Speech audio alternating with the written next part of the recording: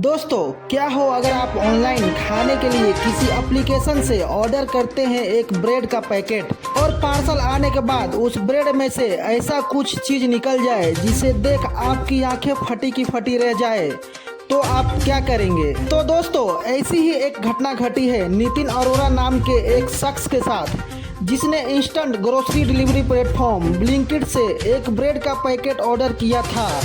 Order आने के बाद उस ब्रेड के पैकेट में एक जिंदा चूहा मिला, जिसके बाद नितिन ने अपने इस दर्दनाक अनुभव का साझा करने के लिए ट्विटर का सहारा लिया और सबूत के तौर पर डिलीवरी हुए ब्रेड के पैकेट की एक तस्वीर भी पोस्ट की और साथ ही ब्लिंकिट पर अपनी शिकायत भी दर्ज कराई।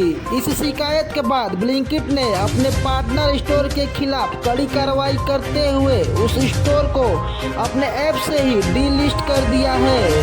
तो दोस्तों, आपको यह हमारी खबर कैसी लगी कमेंट करके जरूर बताएं। वीडियो अच्छी लगी तो दोस्तों वीडियो को लाइक करें और दोस्तों आपने अभी तक हमारे चैनल को सब्सक्राइब नहीं किए हैं तो कर लीजिए। तो चलिए दोस्तों, मिलते हैं अगली वीडियो में, तब तक के लिए बाय।